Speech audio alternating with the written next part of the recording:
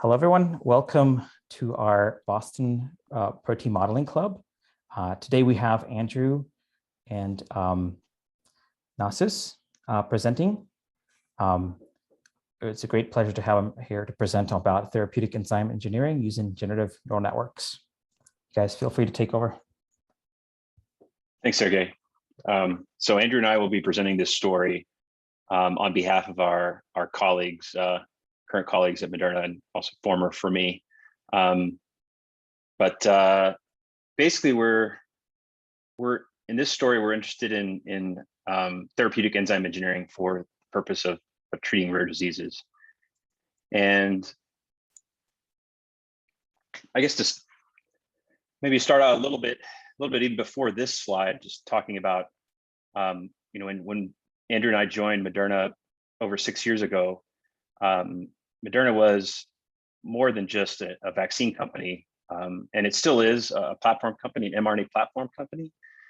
And rare diseases were very much on the company's radar from the very beginning.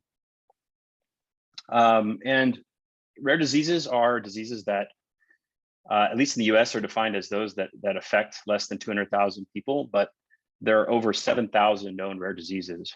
And so as it turns out that about 10% of the population of the United States has some sort of rare disease. And urea cycle disorders are a fairly common rare disease, or 1 in 8,200 births in the US. And these are liver diseases where the body is unable to clear ammonia, or basically, this is a pathway for clearing nitrogen from the body. And so ammonia builds up and it can cause cognitive problems and impairment.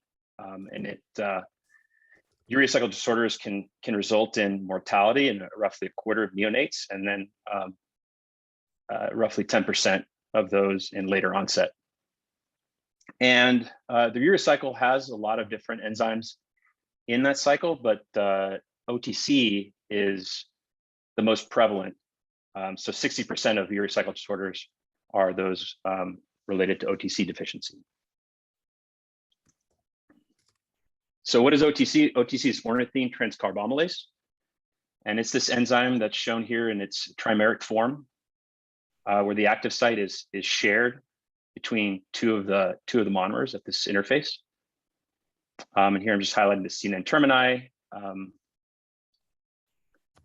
And here's the urea cycle. So we have OTC, which is at this step in the urea cycle, which is taking carbonyl phosphate and ornithine and converting that to citrulline. So why do we care about engineering OTC? And in particular, why engineer it to be more stable and catalytic active? And that's because with greater stability, it results in higher expression, a longer half-life typically, which allows you to dose at a lower frequency, and that can improve the quality of life for patients. And more active OTC improves its potency, which allows you to dose at a lower amount, which reduces the risk of immune rejection.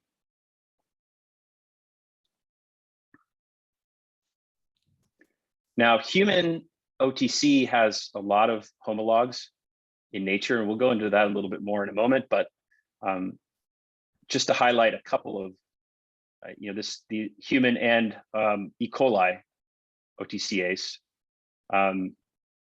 As you can see here, we have the trimeric structure of E. coli OTC shown in the gray ribbon. And we have, in blue, we have human OTC in its monomeric form. And the folds are very, very structurally homologous. In fact, they superimpose with less than an angstrom RMSD, even though the sequence homology is less than 50% and similarity is even lower than that. And here on the right, so this is taken from a paper from Allwell et al. In 1998, where they compared human OTC with E. coli OTC, Pseudomonas OTC, and also aspartate transcarbamylase in E. coli. So how do you design a more active OTC? So we were inspired by the fact that E. coli OTC, according to the literature, is considered to be 5 to 10x more active than human OTC. But as it turns out, OTC has a highly conserved active site. And here I'm just showing the first interaction shell, a web logo of 500 homologs of OTC drawn from a blast search. And you can see that in this first shell, which is basically the residues that are surrounding the substrate, these residues are almost invariant. So how do you improve activity when you have almost no change? At least nature appears to have not been able to find much more optimal sequences in the active site. But we know that E. coli is more active. So we also explored variants in the second shell, which surrounds the first shell, based on natural diversity, but that also yielded no winners. So we hypothesized that this high activity is driven by allosteric substitutions. However, human OTC has over 300 amino acids if you exclude the mitochondrial transit peptide. OTC is a mitochondrial enzyme. So of those amino acids, which OTC substitutions relative to human are responsible for this higher activity? And remember, OTC is less than half of it is similar or identical to human. So we're talking about 160 amino acids that you'd have to sample to be able to find, and probably sample them in some combinations to be able to find that more active enzyme. So that leads us to kind of the idea of generative design. And before I get into generative design, let's just really quickly recap what the goals of protein engineering are and of protein design. So with protein engineering, what we're trying to do is maximize fitness or function in sequence space. So here I have illustration of a fitness landscape, of a very simple fitness landscape along these two sequence dimensions, and we're trying to reach the top.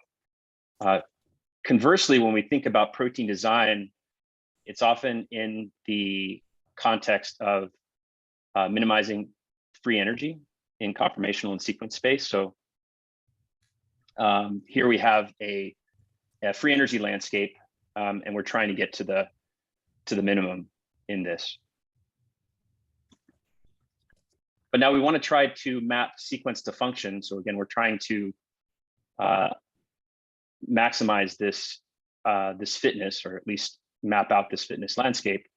We can do that by directed evolution, which starts with a sequence and with a sufficiently accurate experimental assay that you can do, and you can generate some sort of diversity. You can apply this to find variants that maximize that function. Kind of on the other end of the spectrum is rational design, where we need to have sequence to structure models that we can do using models of free energy.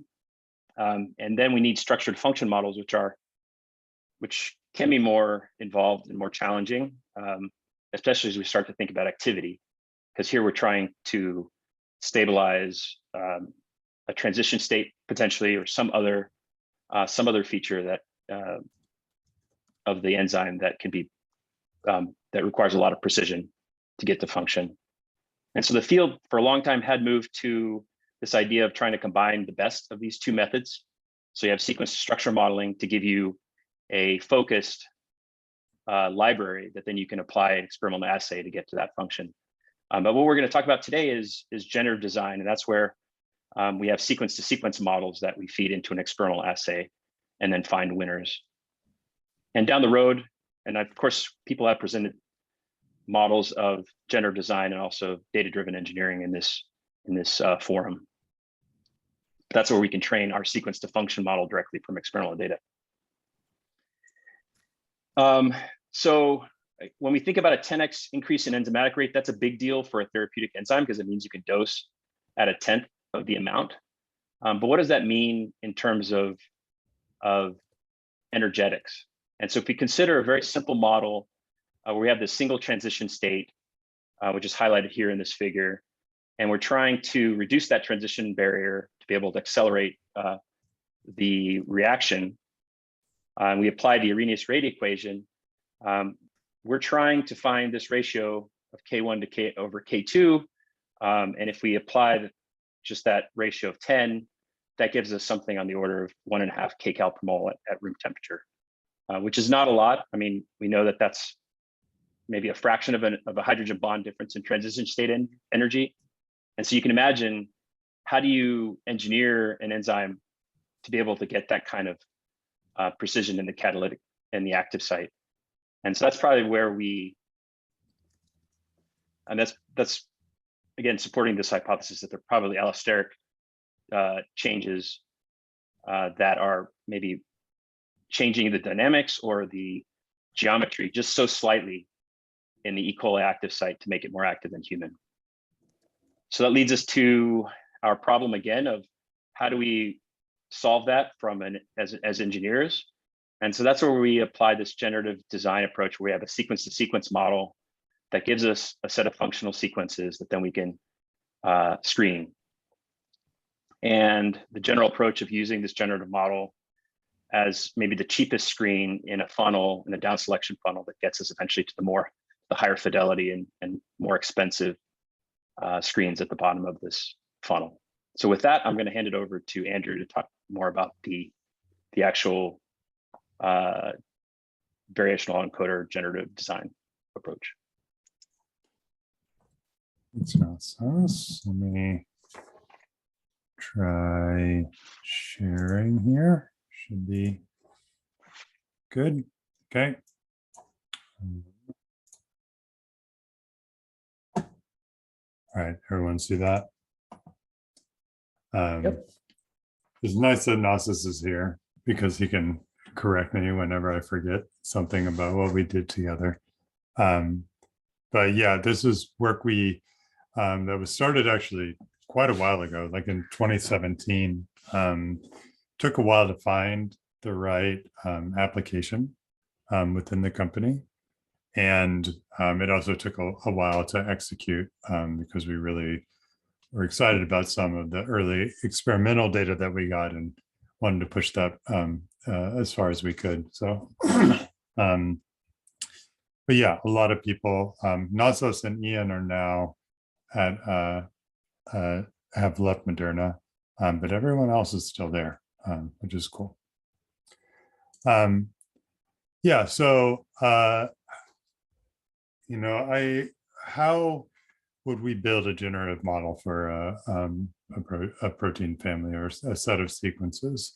This is probably something that many people in the call are relatively familiar with, but, you know, I think it's interesting to kind of start with the idea that alignments of sequences are they actually kind of define distributions over sequence space, right? They are, and naturally existing sequences are samples that have been drawn from that. And then we want to fit a model using those samples. And there's several sort of levels of sophistication that you can take in doing this. And this is a figure from the Mark's lab, but the simplest model is an independent or consensus model where you align all the sequences, which you've illustrated here with these little graphics of different organisms. And you go position by position and sample an amino acid proportional to the frequency that it appears in that column in the alignment. And you do this for all the positions in the alignment, and you have a sequence. But this ignores the fact that there's a lot of correlative structure between positions in protein sequences. The next level up is to do pairwise models, and there's a number of different types of models in this style. And then most recently, people have applied latent variable models, where instead of doing one site or pairs of sites, you have a model with a set number of variables that you use to capture the covariation structure across the and frequency across the entire distribution. And so we used a VAE, which is an example of a latent variable model. So Nasos talked a little bit about this, but we have a lot of sequences for OTC. It's present all the way back into prokaryotes because it's involved in arginine biosynthesis. And so we have some sequences here. This top section is the human sequence over and over and over again, but highlighting in little white, I hope you can see it, are locations where there are known pathogenic SNPs or single nucleotide polymorphisms, right? And so, enzymes can be broken a lot of different ways. And just as it's kind of remarkable that the E. coli enzyme is 5 to 10 times more catalytically active, it's really easy to get an enzyme that is much less catalytically active. And that's what these folks with OTC deficiency have. So then the next section is mitochondrial sequences. So this goes back to, say, yeast, but also mammalian sequences. And then you can kind of see that the leader sequence is at the beginning. And then you start to hit microbial sequences, which have no leader. And the vast majority of sequences that are out there, because of what we've sampled in nature, are microbial, right? And to get this is a potential challenge or bias in our data when we're picking a training data set for such a model. And so here I have two figures. The one on the right is from the paper. It kind of shows percent identity with the human OTC is essentially the first column of this all-to-all Hamming distance matrix that you see on the left, right? And so this is in rank order of similarity to human OTC. So you see this blue cluster in the corner, which is essentially the mitochondrial sequences. And the very dark blue in the very corner is the mammalian. And then this huge block over here are all the prokaryotic sequences. And they are relatively diverse even between themselves, which I think is pretty interesting. But we built, Nasos in particular, built this alignment using the human OTC sequence as a seed and kind of repeated rounds of BLAST queries, followed by a methodology where we removed we tried to do an alignment and remove the sequences which caused the most gaps, basically, so that we could trim it back down to something that was not that gappy. The figure from the previous slide shows actually what the alignment kind of ended up looking like. Is there anything you wanted to add there, Nasos? No, thanks. Okay, cool. Maybe I can ask a quick question. If you go back one slide, I guess I was kind of curious, like the gappy regions, are those really gappy, or are those just that they're so diverse that programs like BLAST just decided to not include them? Like sometimes these algorithms are like, they just kind of just chop the sequences because they think they're not significant at that point. I see. Nasos might be able to answer this better. Yeah. Yeah, it's possible. I mean, we basically started off with 5,000 sequences and we're able to trim it down based on gappiness and also just the overall sequence length. And so it's possible that some of these sequences might have just been low quality reads. Mm-hmm. Some that we discarded. Yeah. I don't know if we ever looked at any sort of correlation between how distant they were from the human sequence and how likely we were to throw them away. But yeah, they could have been low quality or crummy sequences, and I guess that's fine too. I'll throw those away too. Yeah. Do you remember if the E. coli sequence, was it also missing? I'm just kind of wondering if maybe this is what you'll talk about later, but whether or not this increased activity had anything to do with missing or chopped off region or something. Yeah. So E. coli was in the training data set that we got, and I don't have a great figure for it, but I think that, these like lower rows here were relatively representative of the alignment as you went down. It got noisier and noisier and noisier, but there weren't like big chunky gaps, right?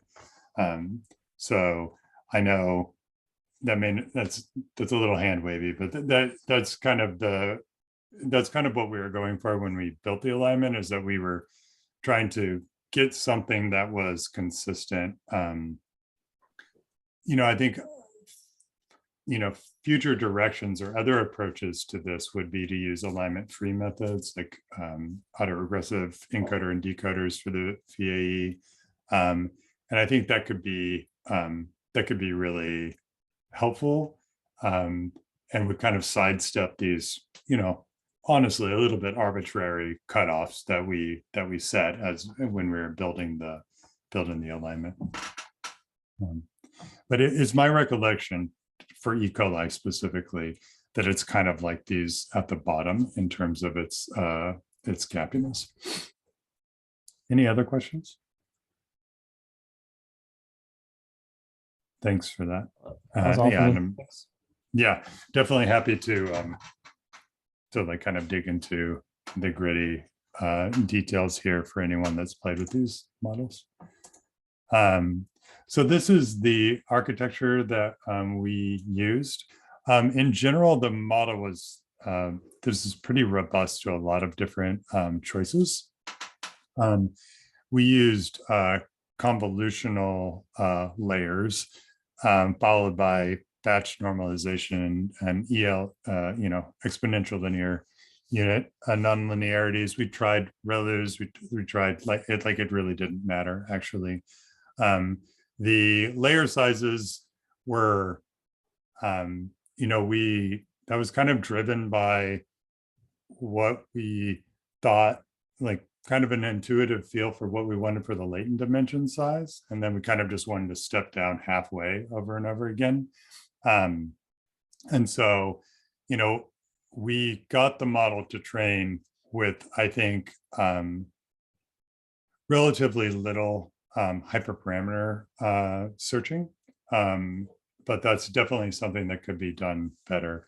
And I don't know if there's any VAE aficionados, but there's this phenomena called latent collapse, which is kind of a weird pseudopathology, like training pathology, in the way that the model will minimize its loss. And we saw that in some configurations, and people have seen it in other modalities. People have developed many different types of regularization techniques, or annealing schedules for regularization to try to address it. I feel in retrospect this is something that we could improve, but we were able to get well-trained models that didn't suffer from too much latent collapse, and seem to train well. And so the general sort of strategy that we had, right, is, so this is a slide about VAEs. They have encoders and decoders with a sampling step in between. The encoder basically takes a data point and transforms it into a set of parameters for a multivariate Gaussian distribution, a set of means and a set of variances. And then you sample from that, basically, and then that sample is sent through the decoder, and the model is trained to reconstruct the sequence that you gave it, at the same time as keeping the basically kind of keeping the parameters of that distribution close to close to zero, and with a standard deviation of around 1, if I remember correctly.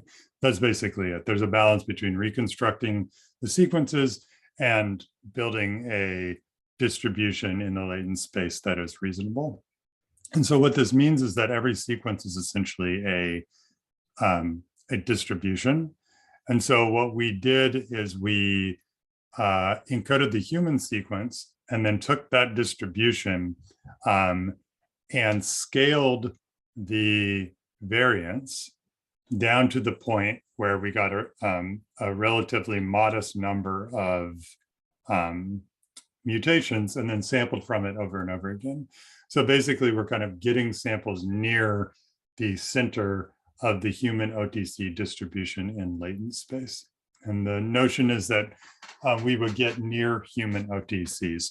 And we did. There were about an average of 7. If you pass in just the means, that's like essentially the point estimate of that distribution, you don't get 0 mutations. You get I don't know, around 9 actually. And I've always thought that was really interesting. And maybe we can talk a little bit more about it.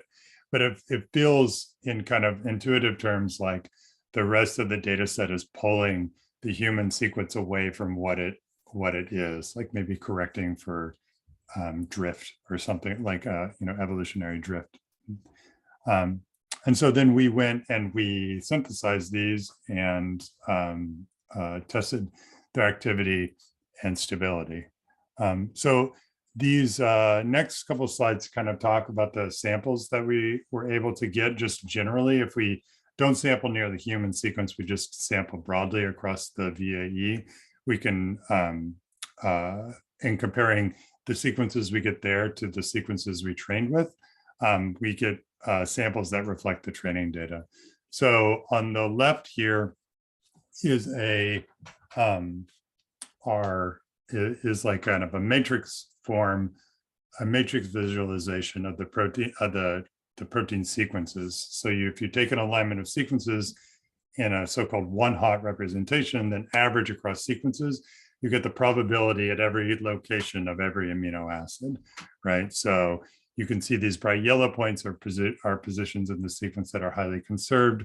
The less bright points are places where there is a lot more variability in the sequences as a whole. And so it's hard to tell. The top and the bottom are the training sequence in the samples. I forget which, but they're if you take all the points and all the matrices and plot them against one another, it's essentially identical, right? We have an R squared of 0.99. And you can do the same sort of comparison by calculating the mutual information between all different locations. And we did that for the training data and for the samples, and then do a point-to-point sort of scatter plot. And again, we get this very tight correlation. So this to us kind of suggested that we were capturing the covariant, the first order, like kind of position-wise statistics, and higher order mutual information. We also, it's too confusing to talk about. We also tried to probe this for higher dimensions using something called total correlation. And there it also seemed as though the training data and the samples that we got from the VAE had more similar higher order correlation than simpler methods like position-wise sampling. So that's anecdotal. It didn't actually like get into the paper, but I think it's actually an interesting problem for the field to be able to understand to what extent these models are capturing higher order correlation and to what degree that gives you a benefit over, say, like a POTS model or some other sort of just pairwise model. I think in the absence of quantifying that, I think empirical results like what this paper have kind of suggest that you're getting more bang for your buck with these more complicated models, but I still think that's like a kind of an open question to dig into. So one of the other things we did to when we trained to take into account the fact that our alignment was like 95% microbial sequences, was to have a weighting of our sequences. So we weighted the loss. You can do that in a couple of different ways. You can weight the loss proportional to or inversely proportional to the similarity to the or to the distance from the human OTC, or you can sample with a frequency proportional to the similarity to the human OTC. So you can basically bias your training data set, your training, by either downweighting samples that are not human-like or sampling more frequently sequences that are more human-like. And so what this figure is a plot of on the X is the Hamming distance between all different points. So basically that matrix I showed above, the all-to-all Hamming distance, each point there, the value of that is the X coordinate. And then we did the distance and the latent space between those same sequences. And we looked for correlations. So the idea here was that we wanted to understand to what degree distance in the latent space correlated with sequence distance. And the results are, pretty rich and kind of, I think there's a lot to dig into there. But we did this in the weighted and unweighted versions of the model. In the weighted versions of the model, we got higher correlation for sequences that were close to the human sequence. So basically this weighting kind of enforced a relationship between distance in the latent space and sequence distance. And so when we sampled around the human sequence, which is kind of this point at the bottom, basically, like this point here is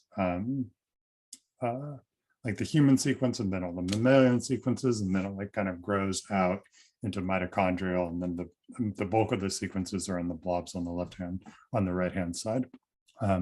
So in the unweighted VAE, that correlation went down. And if I recall correctly, the correlation overall was more or less the same in both cases, probably because it's driven primarily by the bulk of the sequences, which are the prokaryotic ones. But this was interesting, between this and the sampling near the human sequence, we thought we could get sequences that were similar to the human sequence, but still kind of have the influence of all the other, functional OTCs out there in the world. That's the idea. And Andrew, just a couple of questions on this slide.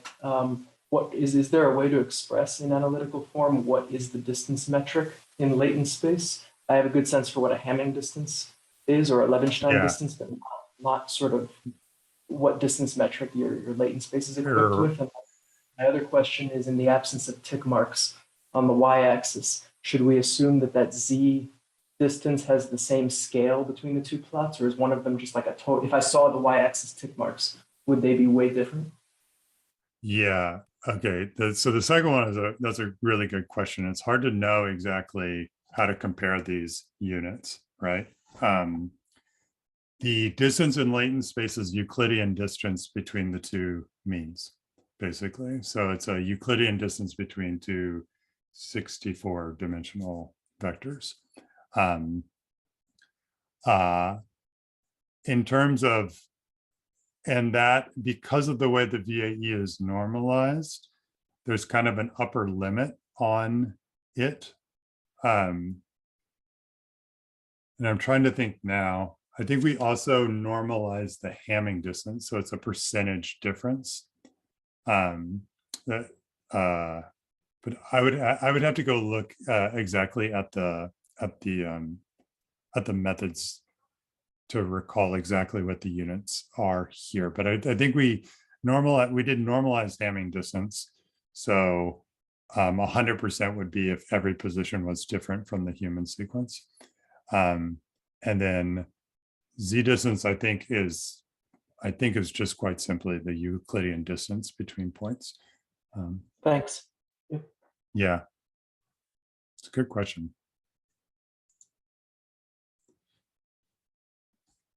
All right, so here is the a visualization of where the mutations in that set of 90 sequences relative to human OTC are. And so this is the trimeric form. This blow up is one of the subunits.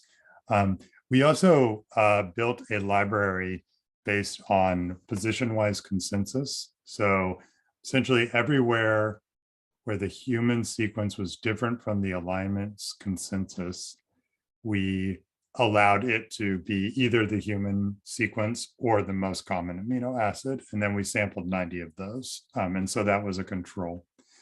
And what we found is that the VAE captured every single one of the consensus locations, basically, and mutations.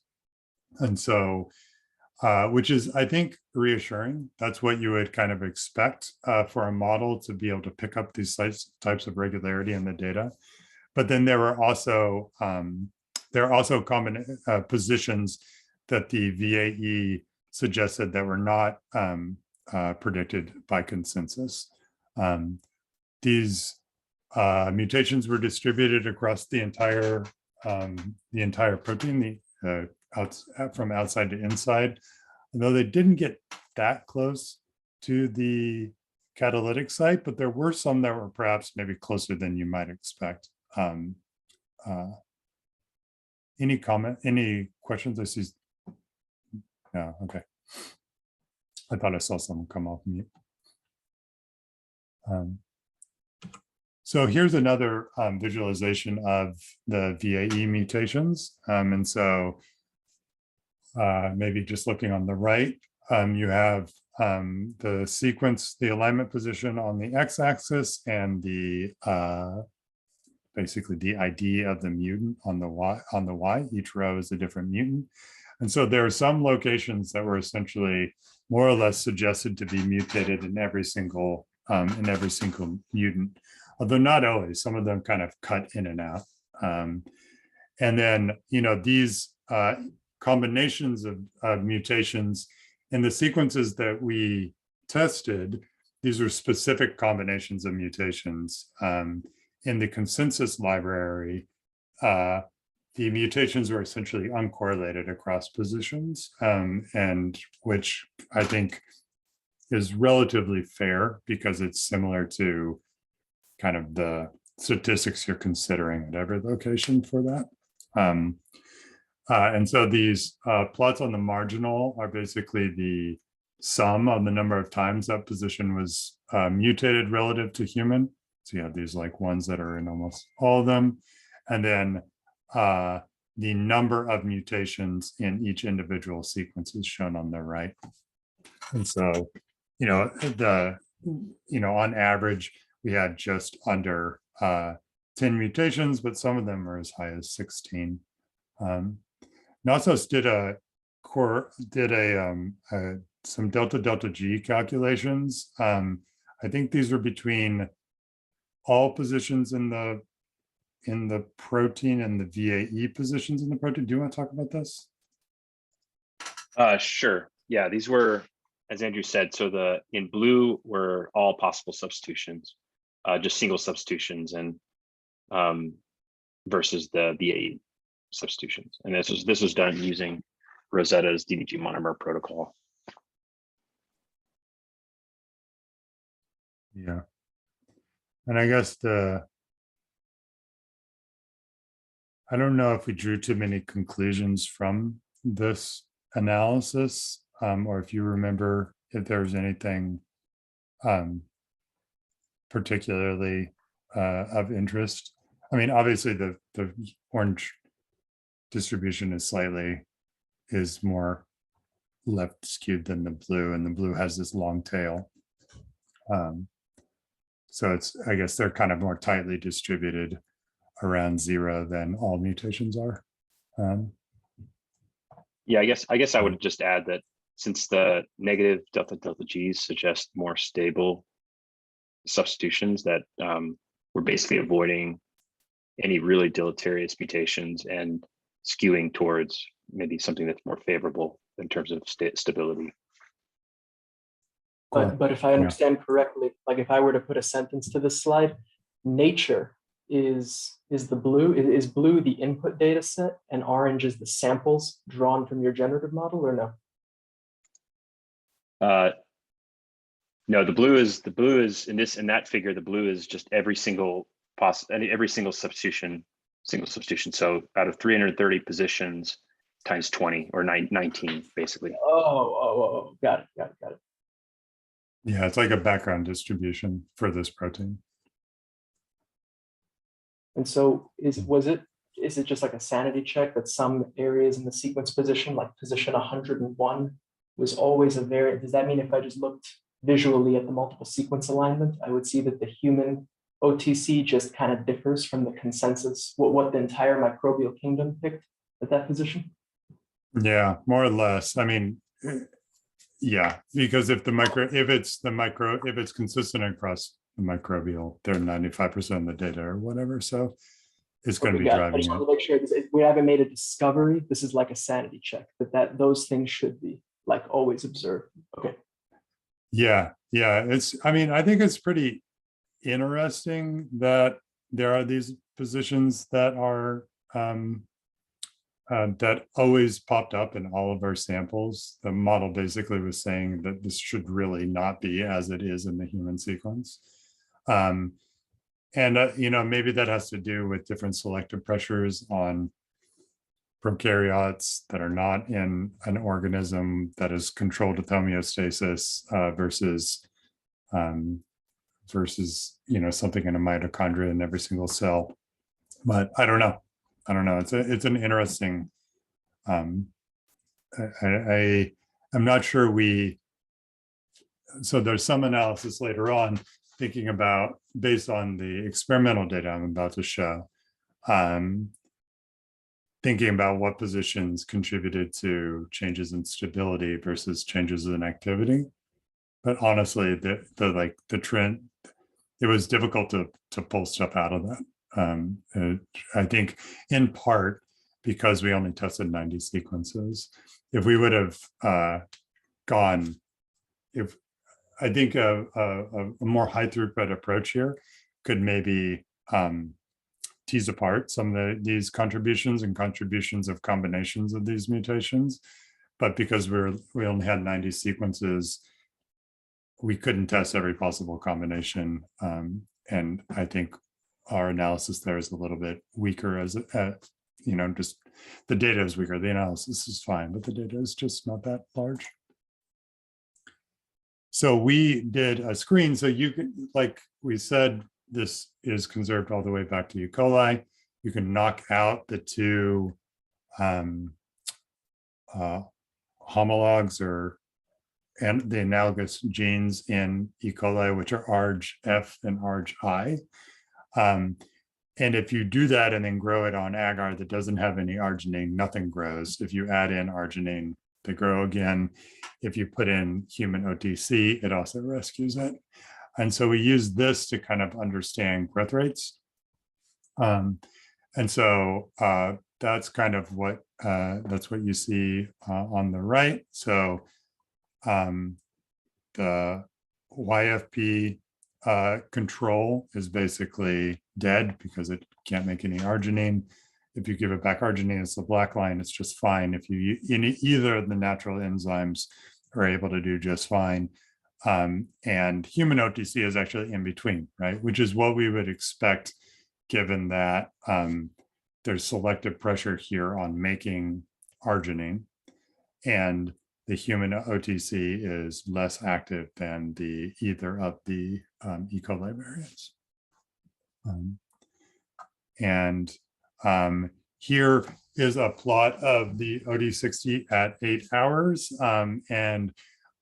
For the variants that we built using the consensus method and the VAE, the green dots are human controls inside of in this data set, human OTC controls. And so you can kind of get a feel for their spread. But in general, both methods produced OTCs that were better than human OTC. I think, pretty interesting that the consensus method did so well. Guess which data set we collected first. So yeah, I think, there's also quite a bit of overlap between the mutations here, right? I said before that the VAE included the consensus mutations were a subset of all the VAE mutations. So if the consensus mutations are stabilizing or enhancing in some way, you would expect those to also carry over with the VAE. So that was in a growth assay in cells. We also isolated these proteins. This is work mostly by Kochna, and tested specific activity, which is essentially catalytic activity normalized by protein concentration, and melting temperature, which is a measure of the stability of the protein. And so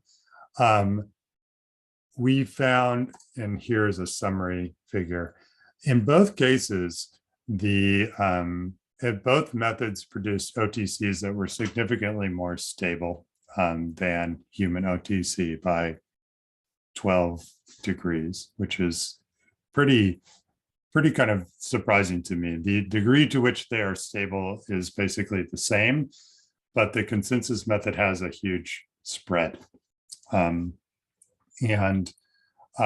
So some of these here are less stable than human OTC. And so I think this shows when you do these mutations that are totally uncorrelated between positions, you're going to find ones that break the protein, or even though these positions, this consensus method tends to work pretty well. Like there are many hits here in the sense of many consensus library samples that are more stable than human OTC. The hit rate is lower because you also have these sequences that basically break the enzyme. And it's quite a bit more consistency on for melting temperature. For activity, it is also the case that the VAE performed, or VAE samples performed on average a little bit better. And that might be easier to see on the scatter plot down here, where the orange dots are all more shifted to the right than the blue dots, which are kind of spread across evenly. And there's a number of these, a number of these samples that are, even though they're more stable, they are less catalytically active. These ones that were completely unstable down here are also all dead, which is not so surprising. We also took the top hits from the VAE library and used them in mammalian cells, and HepG2, which is a cancer cell line that serendipitously does not have OTC expressed high in it. And we found for some of these variants, there's statistically significantly more active in cells than the human wild type. Any questions on this slide?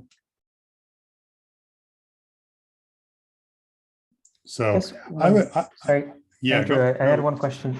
So you mentioned that you say that in the VAE sequences, you think that maybe it's because they're capturing some pairwise or maybe higher order correlation. Did you end up looking at if that's the case, or is that just one of the hypotheses as to why?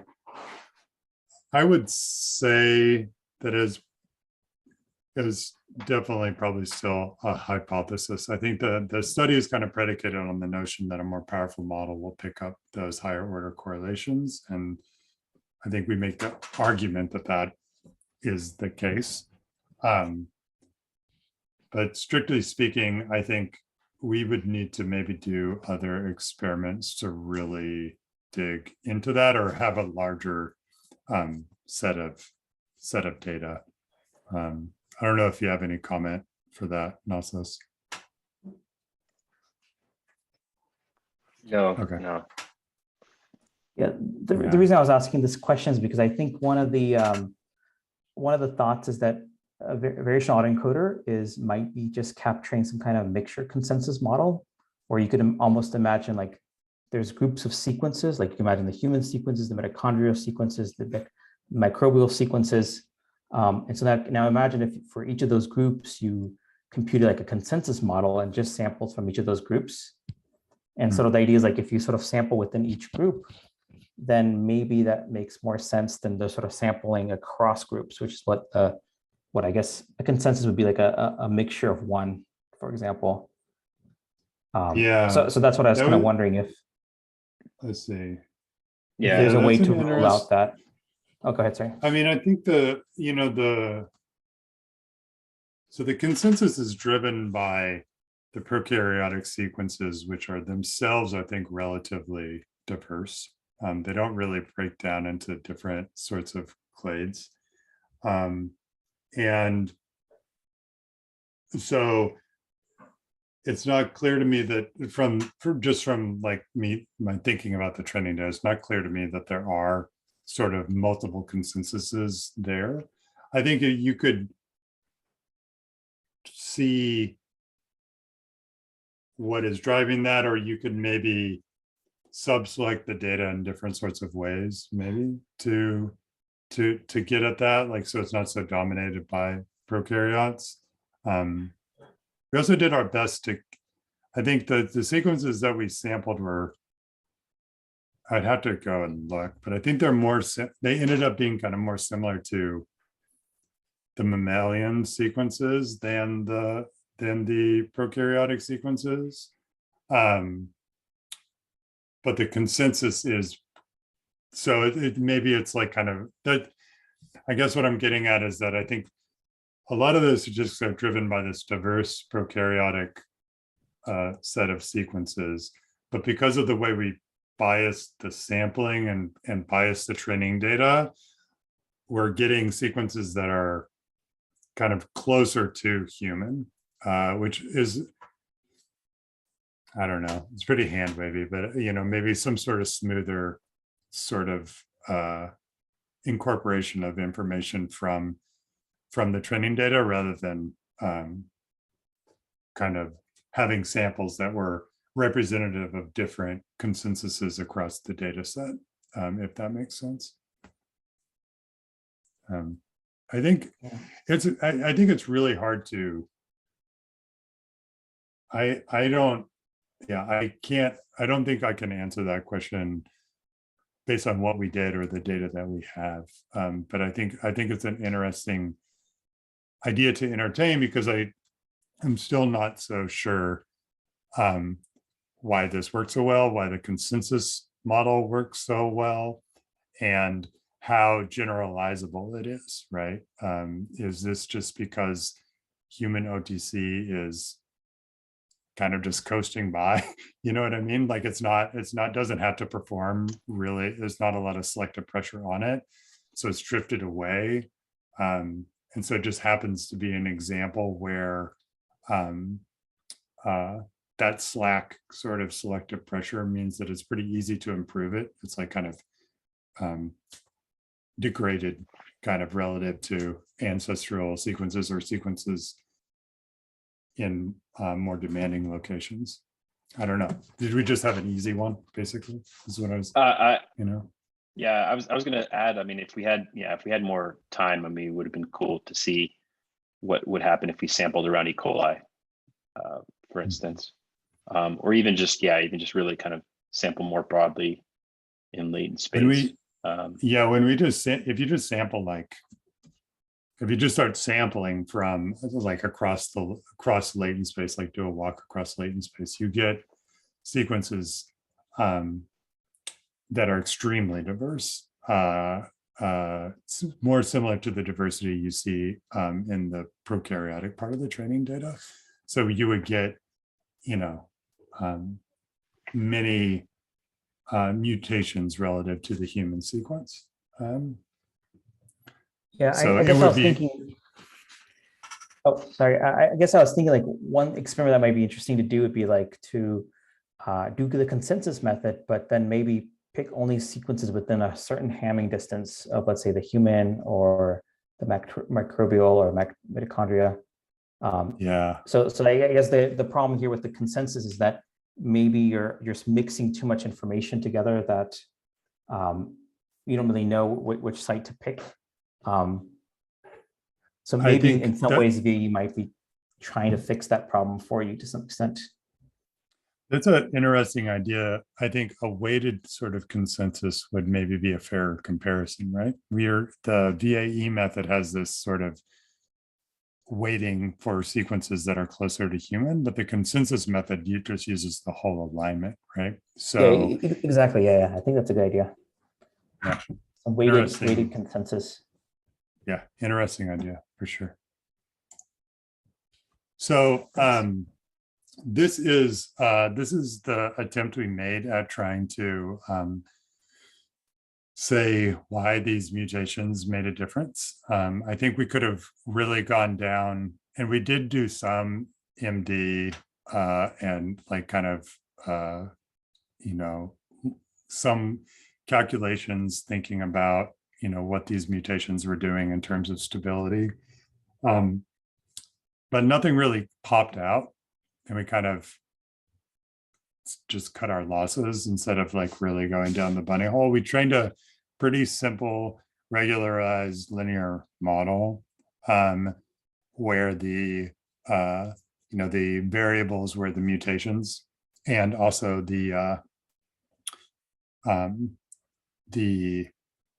there's a variable that like kind of accommodated we combined the consensus and the VAE mutations together with an indicator variable saying which it was from. And yeah, I know some benefited both on average. Some benefited melting temperature or activity, and some hurt both. And so that's kind of what these four quadrants are, right? The upper right are mutations that when present tended to increase the melting temperature and the specific activity. The one in the lower left was hurt both. And then you had these mutations on either side. And and these dotted lines are essentially human OTC is in the middle. It's all relative to human OTC.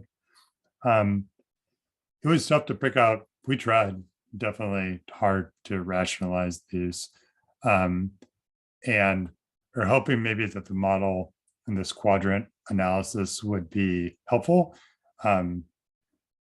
But it also kind of looks blobby, if I'm being honest, right? It's hard. There are mutations kind of evenly distributed around 0, 0 in all three directions, although fewer in the lower left-hand quadrant, because most of the mutants were better, more or less, right?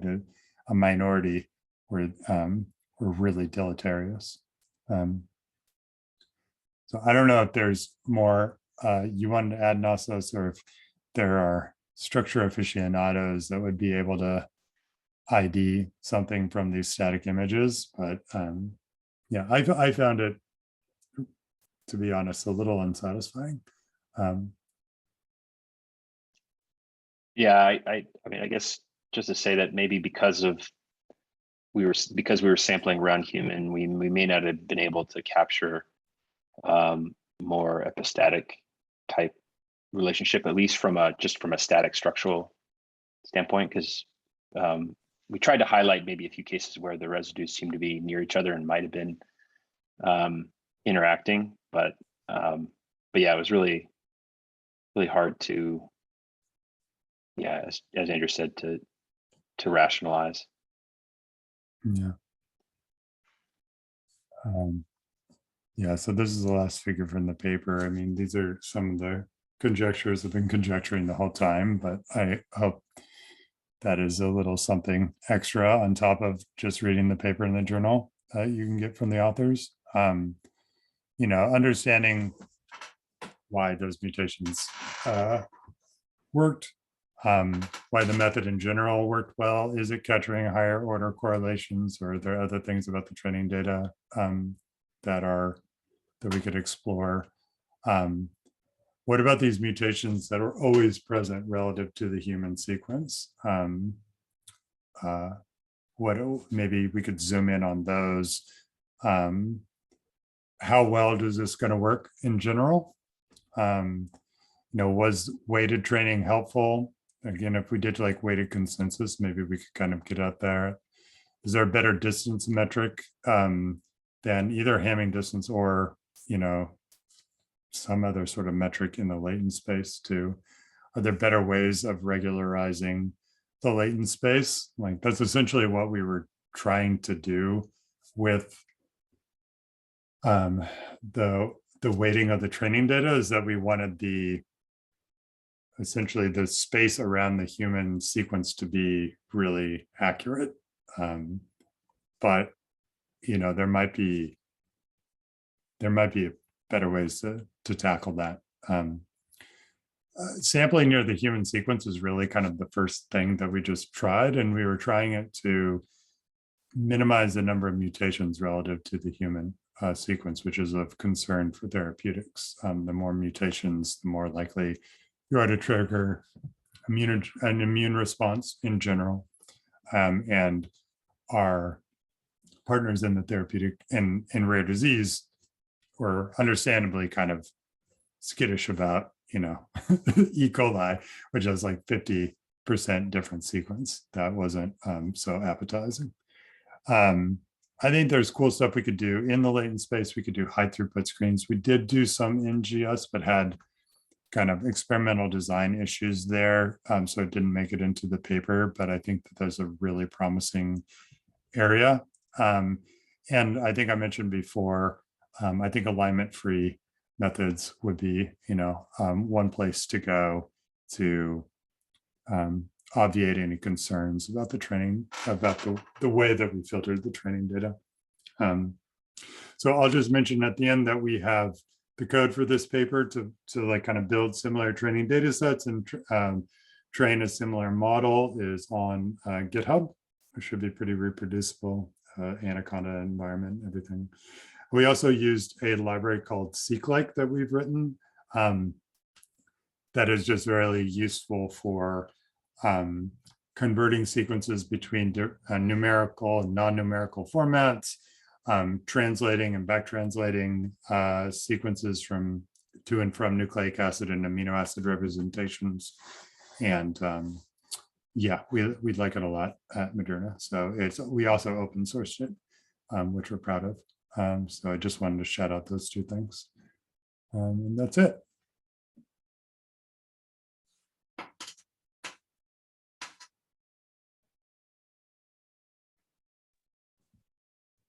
Thank you, Andrew. Thanks a lot. Great talk.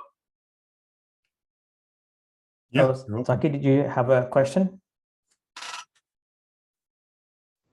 No, I just said thank you. Great talk. Okay. Hi there, I have a question. Regarding exciting applications of VAE for this this problem. When I read the paper first, I was most interested to know how transferable it was. I guess your third bullet there, how well would this work in general?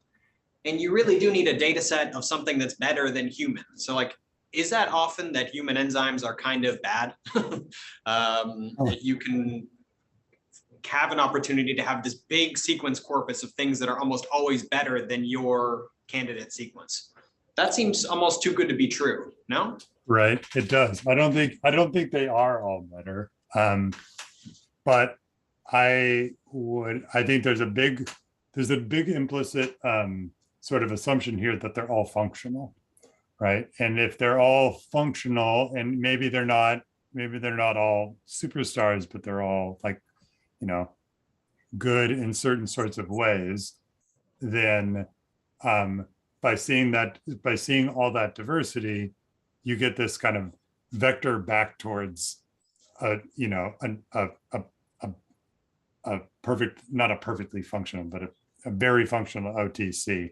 And to the extent that the human sequence has drifted the other way, then our thinking was this pulls it back more towards other sequences. But I think that it is, that may not be that strong of a signal versus, a set of superstars.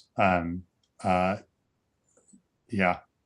So I don't think much is known as to why like in a why OTC, E. coli OTC is better, or to what extent the other mitochondrial ones are better, or the other prokaryotes are better, right? There are, for instance, obligate carnivores that are mammalian, like cats and stuff. All they do is eat meat. They have incredibly high urea loads. We, have looked at that and not seen any sort of clear improvement or clear outperformance. So it would be interesting to know. So I don't think it's so much that all the other sequences are better. I think it's probably that we might have gotten lucky that human is off to the side, right? And is like, just a little like can be improved by becoming more like other OTCs, generally speaking. Cool. And just one more comment about the translation to the VAEs for antibody design. It seems that some of these studies have tried to correct for the number of mutations through like this humanization process. And I guess you have maybe more data about immunogenicity predictors for those proteins, but I guess that came after this work sequentially, like, some of this work about restraining your sequences to something that's, I appreciate the approach you take to center things around the human sequence in the latent space, but I think you could, is there an opportunity to sort of be more creative, but also be mindful of this additional score? Yeah, definitely. I think you could. You could. So people have used VAEs and co-train them with discriminators based on the latents. So like you have an encoder that encodes your sequence into the latent space. You have a decoder that basically reconstructs the sequence. And you also have a property predictor network that comes off, right? And you can balance those things out. And it's been shown in, say, chemistry papers that when you do that, you kind of induce structure on the latent space so that it's easy to do the property prediction, right? You kind of get like low, like people have done it with log P and other sorts of stuff. And so you get this kind of gradient across the space. And so I think that's like one way you can do it in training to get a structured latent space, and then you just sample from like a part that you think is enriched in sequences that have the property you want. And you can do that, you can kind of balance out a large set of unlabeled data and then intersperse in that certain sequences that do have the assay of interest, right? You don't have to do the prediction on every single sequence. So you can kind of like balance out this unsupervised and supervised approach. You can also just do straight up discriminators on the reconstructed sequence, and you can backpropagate loss all the way into the latent space and get a vector in the latent space that would basically calculate the derivative of the latents with respect to some property downstream, and it will nudge you over. And so you can kind of climb in that way. You can also do sampling and like kind of hill climbing sort of sampling in the latent space. And people have done this for like for other domains like VAE for images like faces, like the celebrity data set, where they've essentially found like the glasses spot inside of the latent space by doing this sort of thing. And I think features like that, this higher order sort of property of the image, I think there are some analogies you can make to potential protein features, right? So if you want to avoid certain sorts of sequence motifs, like if you wanted to humanize an antibody or whatever, I think that you could find vectors in latent space that would essentially be humanizing vectors. You could also couple it with immunogenicity predictors and use that to basically find parts of latent space that you then sample from that produce sequences that are predicted not to bind to MHC receptors and thus have low immunogenicity. So I think there's a ton of cool stuff you could do actually. There are maybe other approaches now for generative design than VAEs, but I still think there's a lot of interesting stuff to be done. And there's people have been very creative about modeling images, for instance, with these sorts of models. And I think there's a lot of really interesting parallels, but then there's a lot of interesting, unique sort of things that you would want coming in with the biologist mindset, right? That could give you different ways to play. So I think I think there's a lot of fun things to do. Thanks. Yeah. Thanks for your questions.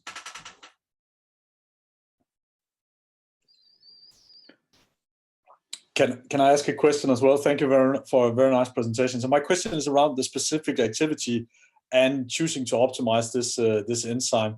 How does these optimized parameters, how do they translate with respect to a disease model? So you're saying how do these sequences perform in a disease model? Is that yeah, I presume that's why you're trying to optimize this, that the wild type enzyme is simply not good enough for a disease state, and that by optimizing these parameters, you improve the enzyme in order to actually cure these deficiencies in the rare disease space. Yeah, that's the goal. We have less data about that, and I'm not sure how much I can talk about it. I think that suffice it to say, it is tricky to go from these in vitro and cellular based assays to whole organisms like mice or NHPs. It is something that we are still investigating, but I think the results are still out there. But yeah, it would be really wonderful and enabling if we were able to basically bump a potential therapeutic into the realm of being efficacious relative to a human sequence. There's other ways there's other challenges that you could try to tackle to do that, like better delivery, more stable mRNA.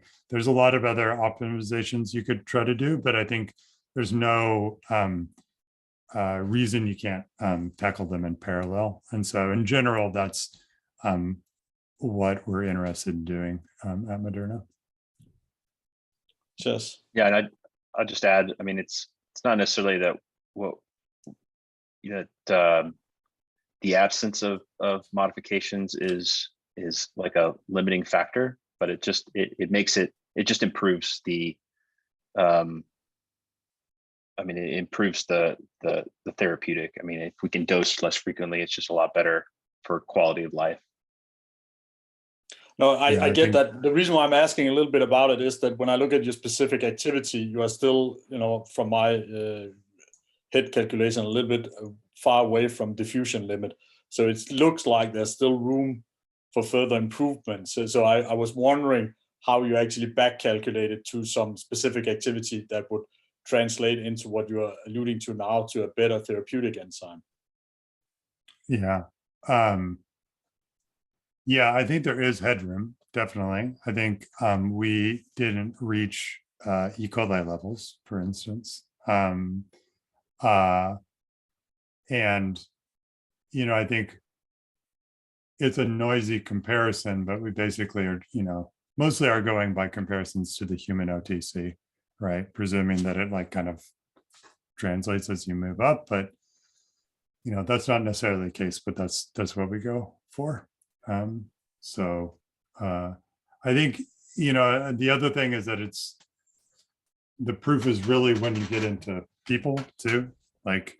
We're testing for like, for toxicology and in vivo studies, they're often in mice, right? So you're testing a human enzyme in a mouse model that may or may not be an excellent mouse model. This is, mice can have urea deficiencies too. So you end up in this situation where you either have to do like an induced knockout or these like kind of hypomorphic, variable penetrance, loss of function mutations. So I think in other, maybe for other diseases, I think the mouse models could be a little bit better. But it's, that's, I think, it's not a challenge unique to this per se. So. Can I ask one last question? And that's also just out of curiosity. So why not go with the E. coli protein here? I mean, you're messing up the human protein anyway, and this is, I presume, is supposed to be delivered intracellularly. So is that just because of ethics considerations? Because I mean, from an immunogenicity point of view, I mean, they could be just as bad, both of them, right? It could be. I think that's a big open question. Our collaborators, I think, in the absence of not knowing, they basically just want to stay as close to human as possible.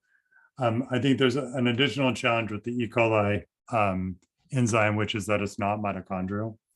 And so you could, okay, that point. You could adapt it maybe, but it's its own sort of engineering challenge. But yeah, I mean, you could ask the same question of maybe other mitochondrial enzymes that are, other mitochondrial forms that are better. Why not go, kind of crazy and just take the best one you can? So the point is, I think still a good one. And